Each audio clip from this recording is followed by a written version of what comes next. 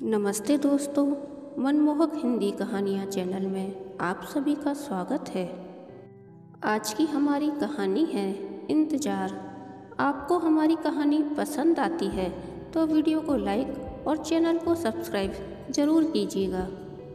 सर्दियों की बात है, कड़ाके की ठंड थी, रात के 1:30 बज रहे थे।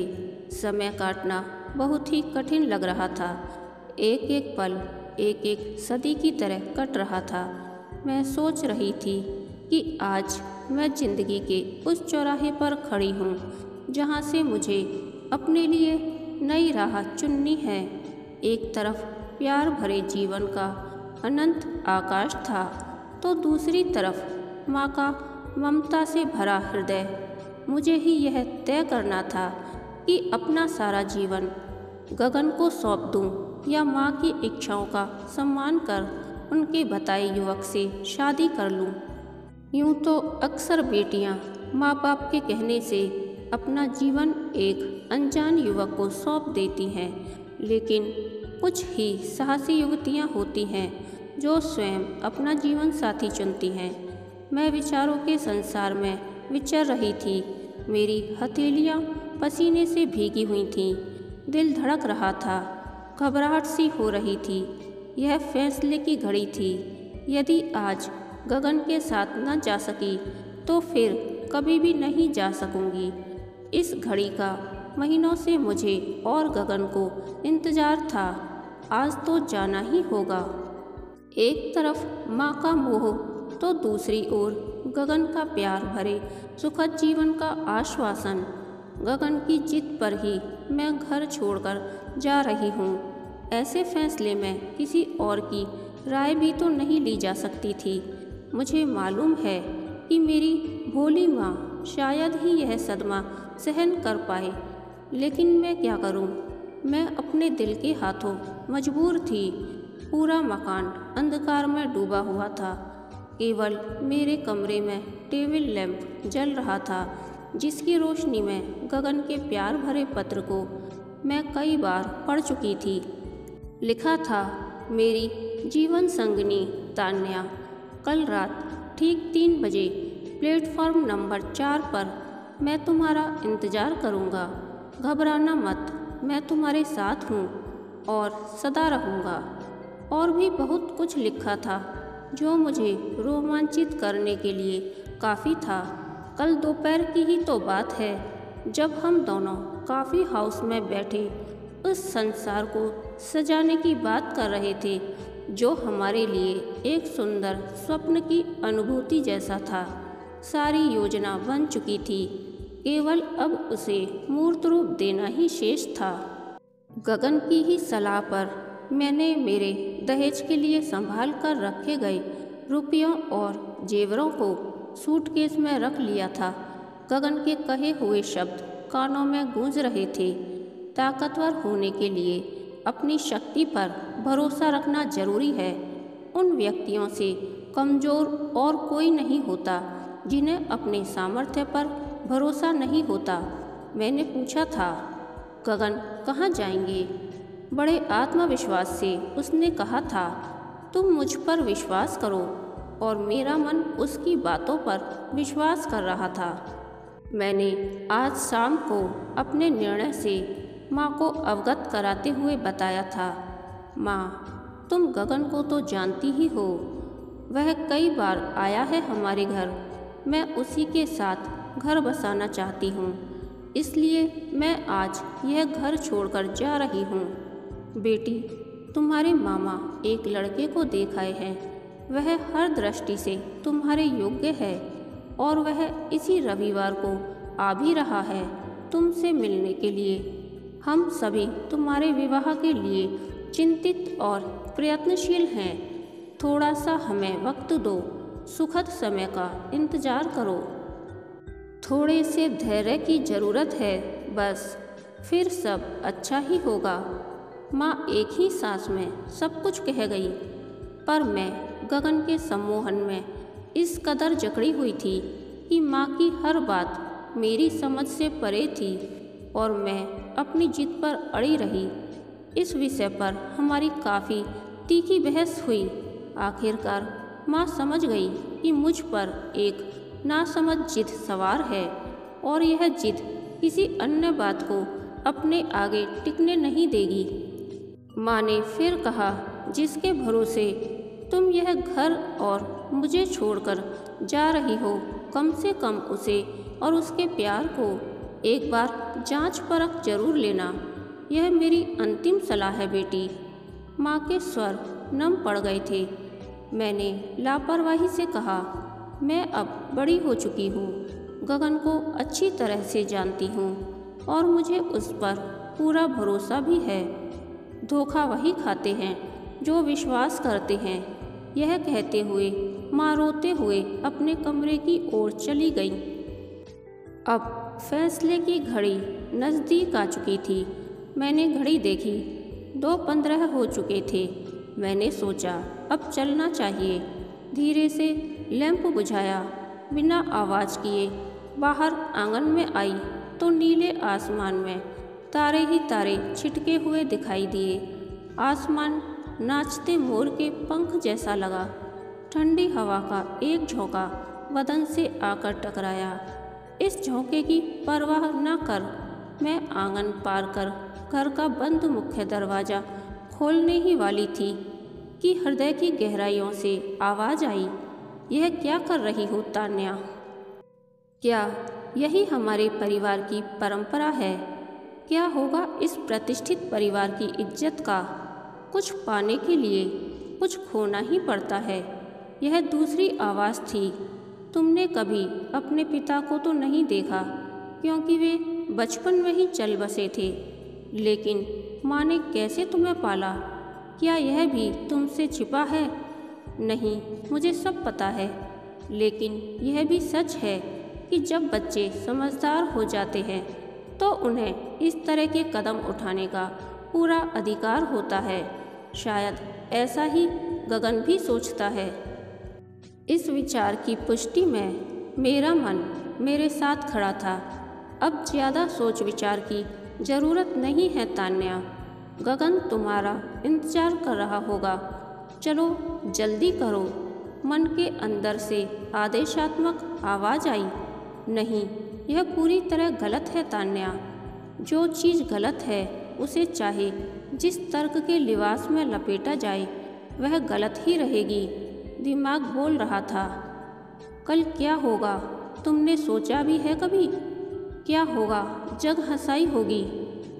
लोग तुम्हारे नाम पर, तुम्हारे खानदान पर इल्ज़ाम लगाएंगे, अनर्गल बातें करेंगे, कहेंगे लड़की भाग गई। तुम्हारे लिए इस घर के दरवाजे सदा के लिए बंद हो जाएंगे। तान्या, दिल से नहीं दिमाग से काम लो। अभी भी वक्त है, मत जाओ। अभी घर की बात घर में है। मुझे अपना सिर भारी सा लगने लगा। मन और दिमाग के इस सवाल जवाब की फहरिस्त से मैं परेशान होने लगी। मुझे लगा कि यदि और ज़्यादा देर तक सोचती रही तो शायद फिर मैं कभी भी गगन के साथ न जा सकूंगी।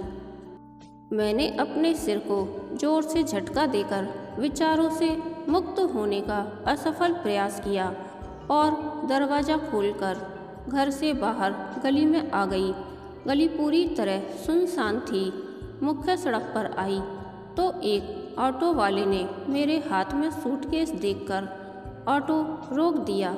मैं ऑटो में बैठी और उसे रेलवे स्टेशन चलने को कहा। ऑटो ने रफ्तार पकड़ी। धीरे धीरे शहर छूट रहा था। शहर क्या छूट रहा था? माँ छूट रही थी। मेरा अतीत छूट रहा था। वो गलियाँ छूट रही थीं जहाँ मैंने अपना बचपन गुजारा था। मैंने आँखों से बहते हुए आंसुओं को रोकने का असफल प्रयास किया। मैं सोच के समंदर में डूबती उतरती रही। तभी रेलवे स्टेशन दिखाई देने लगा। ऑटो रुका। मैं उतरी। तभी अंधेरे से गगन प्रकट हुआ। उसको देख मुझे ऐसा लगा कि वह काफ़ी देर से मेरा इंतज़ार कर रहा था। उसने ही ऑटो के पैसे दिए। मेरा सूटकेस हाथों में लेकर वह तेज चाल से प्लेटफॉर्म की ओर बढ़ा। मैं भी उसके पीछे पीछे तेज कदमों से चलने लगी। प्लेटफॉर्म नंबर 4 पर पहुंचकर उसने एक बेंच के पास सूटकेस रखकर कहा, बैठो। मैं ठीक से बैठ भी नहीं पाई थी कि उसने फिर कहा, सब ठीक है। मैंने सहमति में सिर हिलाया। वह कुछ देर तक चुप रहा। शायद उसका चुप रहना उसे ही असहनीय सा महसूस हो रहा था। वह फिर बोला, गाड़ी 1 घंटा लेट है। मैं कुछ नहीं बोली तो उसने कहा, अभी आता हूँ। वह दौड़कर 2 कॉफ़ी ले आया। हम दोनों ने खामोशी से कॉफ़ी पी। उसने धीरे से स्नेह भरे लहजे में पूछा, रुपए जेवर तो साथ ले आई हो ना? अचानक माँ की अंतिम सलाह मेरे दिमाग में कौंधी। सहसा मेरे मुंह से निकल पड़ा, नहीं गगन, सब कुछ गड़बड़ हो गया था।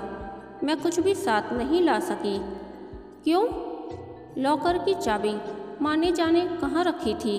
दिन भर ढूंढती रही, मिली ही नहीं। उसका सांवला गोल चेहरा गुस्से से सुलग उठा। अचानक वह बिफर उठा। उसका इस तरह बिफरना मेरे लिए अप्रत्याशित था। वह पहले तो धीरे धीरे बोल रहा था, फिर उसका दिमाग असंतुलित हो उठा और वह अचानक गुस्से से चीखने सा लगा। क्यों आई हो खाली हाथ? क्या होगा परदेश में बिना पैसे के? कितने दिन से मैं तुम्हें समझा रहा था और जाने क्या क्या वह कहता चला गया। उसे इतना असहज होते हुए मैंने पहली बार ही देखा था। मैंने कहा, पहले मेरी बात भी तो सुन लो। मैंने प्यार से उसका हाथ पकड़ना चाहा तो उसने क्रोध में मेरा हाथ झटक दिया। वह कुछ भी सुनने के लिए तैयार न था। मैंने उसके क्रोध के सागर में एक भंवर उठते देखा जिसमें मुझे डूबने का खतरा नजर आया। मैंने सोचा, सच बता ही दूं कि मैं तुम्हारे अनुमान से अधिक धन लेकर आई हूँ। लेकिन तभी मन ने कहा, ठहरो, पहले इसे परख तो लो। और मन का कहा मानकर मैं चुप ही रही। गगन न जाने क्या क्या कहता रहा और मैं सुनती रही। मैं जिस गगन को जानती थी, यह तो वह बिल्कुल न था। मेरे लिए वह पत्थर का नहीं, जीता जागता देवता का रूप था। लेकिन आज मुझे वह पत्थर से भी ज़्यादा कठोर लग रहा था। मुझे आज पहली बार अपनी पसंद पर दुख हुआ। सोचा, क्या मेरा चुनाव सही था? मुझे अपने चारों ओर अंधा गहरा जंगल सा महसूस हुआ, जिसकी सभी राहें मानो गुम हों, और मैं जिन संभावनाओं से जुड़ी हुई थी उसमें मुझे अपना अस्तित्व हवा में झूलते हुए जालों की मानिंद महसूस हुआ। मुझे मेरी ही निराशा लहूलुहान कर रही थी। प्यार का सागर कुछ पलों में ही सूख गया था। गगन बहुत देर तक कुछ सोचता रहा, फिर जल्दी से बोला, सुनो तान्या, मैं बिना पैसे के इस शहर से एक कदम भी बाहर नहीं रख सकता हूँ। यदि तुम मेरा प्यार और जीवन भर साथ चाहती हो तो कल इसी समय इसी ट्रेन से चलेंगे, पर इस बार पूरी तैयारी से आना। मैं टिकट कैंसिल करवाकर कल का रिजर्वेशन करवा लेता हूँ। गगन की पोल खुल चुकी थी। मैं समझ चुकी थी कि उसके लिए पैसा ही सब कुछ है। अब मैं उसकी बातों के सम्मोहन से पूरी तरह मुक्त हो चुकी थी। मैं भी गगन को बहुत कुछ कहना चाहती थी, लेकिन मैं खामोशी के दामन को ओढ़कर अपने में ही दुबक कर रह गई। मैंने सोच लिया कि ऐसे जीवन साथी के साथ जीवन काटना मुश्किल ही नहीं, असंभव होगा। वह न जाने क्या क्या बड़बड़ाता रहा और अचानक झुंझलाकर तेजी से चला गया। उसके जाते ही मैंने एक गहरी सुख की सांस ली। अब मेरा मन शांत होकर एक तूफान के गुजरने के बाद की शांति महसूस कर रहा था। मुझे लगा कि दुनिया में कहीं जगह हो न हो, लेकिन अभी भी मेरे लिए एक ऐसी छत है जिसके नीचे मेरा एक कमरा और उस कमरे में मेरा बिस्तर है जो अभी भी मेरा इंतज़ार कर रहा है। मैं अभी इतनी दूर भी नहीं आई थी कि मेरा लौटना असंभव होता। मैं मन ही मन हंसी और सधे हुए कदमों से रेलवे स्टेशन से बाहर आई। कब मैंने ऑटो किया, कब बैठी और कब घर आई, मुझे बिल्कुल याद नहीं। हाँ, मुझे इतना अवश्य याद है कि माँ के तकिए के नीचे से धीरे से चाबी निकालकर लॉकर में सारे जेवर और रुपए यथास्थान रखकर मैं अपने बिस्तर पर चली गई। मुझे अब इंतज़ार था आगामी रविवार का और आने वाले उस नवयुवक का, जो निश्चित रूप से मेरा जीवन साथी होगा, ऐसा मुझे विश्वास है। कहानी के अंत तक बने रहने के लिए धन्यवाद। यह कहानी आपको कैसी लगी, प्लीज़ कमेंट करके बताइए।